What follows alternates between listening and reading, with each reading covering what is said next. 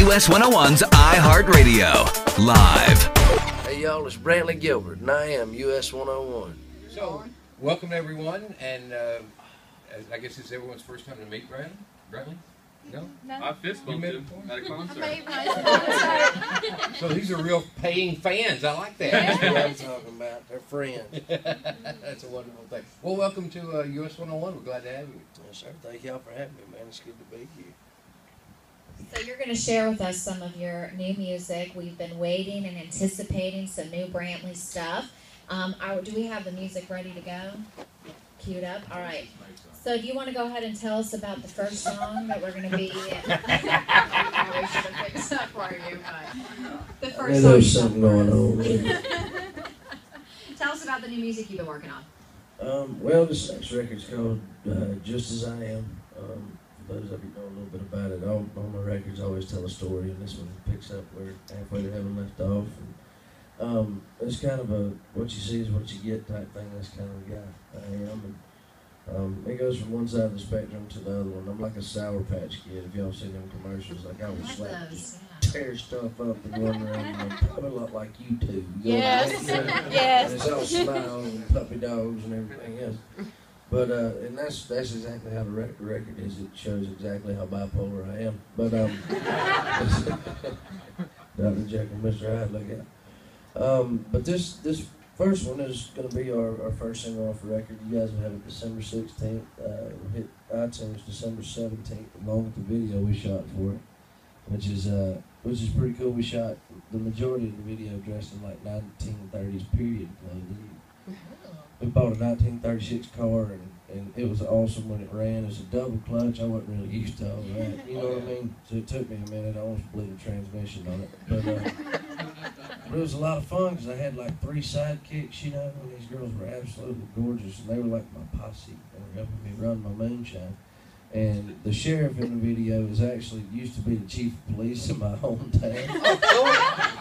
So it was like really a reincarnation of what used to happen back in the old days. It's like, I'm running moonshine, he's chasing me.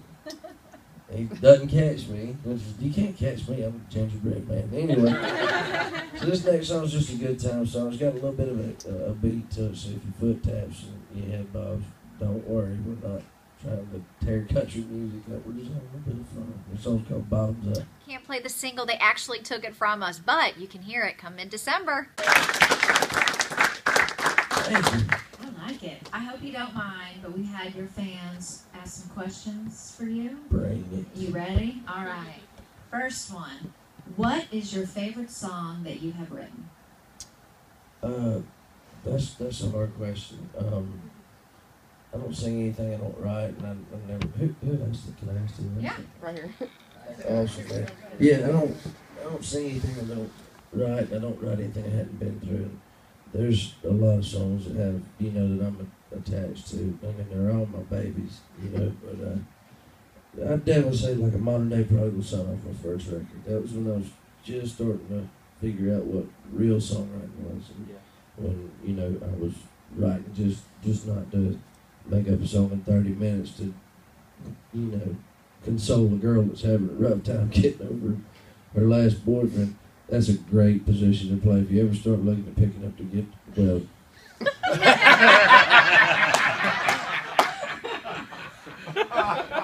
See, sometimes you run yourself up a tree, or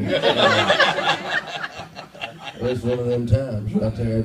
This is my brother. We're not. Sometimes.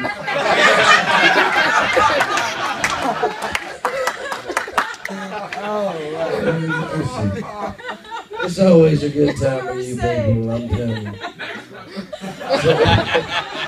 But yeah, there's a bunch of them, man. There's always a song or two on my records that has a lot of spiritual meaning and kind of shows what my heart is. I don't really get to make it to church all that often, but me and him are straight. You know, that's always been a big thing to me, and a major priority. And you know, when those songs pop up on the record, that's like me, you know, like bearing my soul on my record as much as freaking possible. So those are definitely, you know, the ones that stick close. And then you got the ones about ex-girlfriends, and those are always fun. especially the mean ones that are going to be on the soon to never be released album.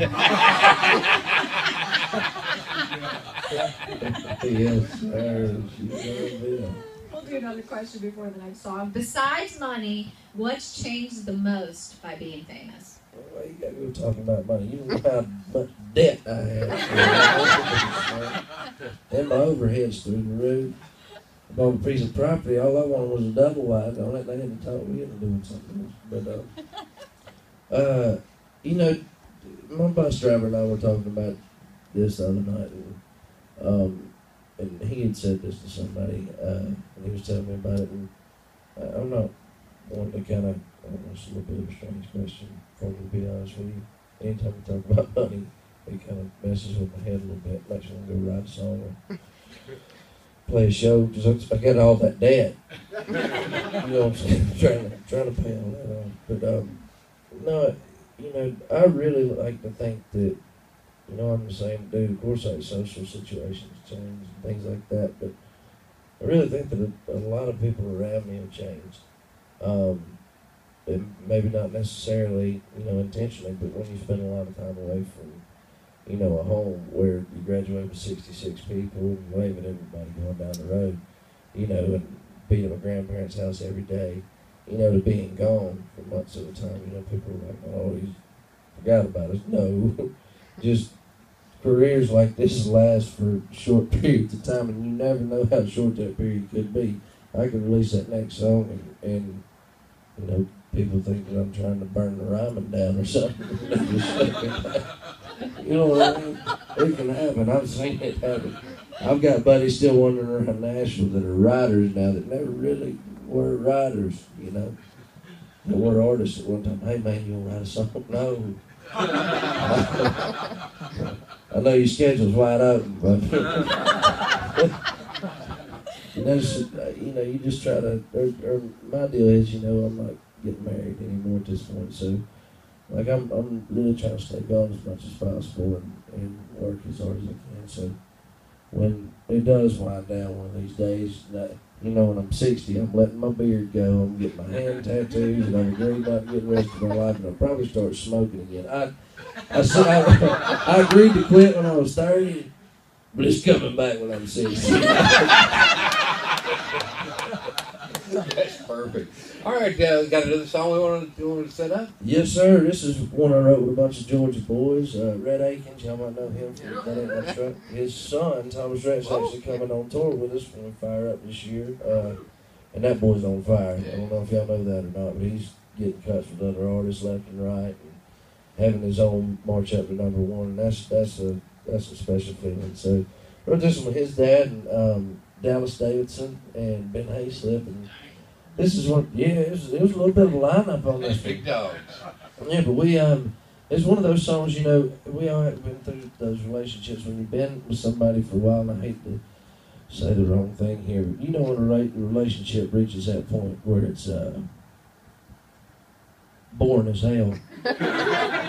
You know what I mean? Oh, yeah. I mean, it's just stalemate. You're just waiting on one of you to do something interesting. I think it's called marriage. Yeah, something like that. No, I'm kidding. I shouldn't have said that. No. But, oh man, that got my head shook up.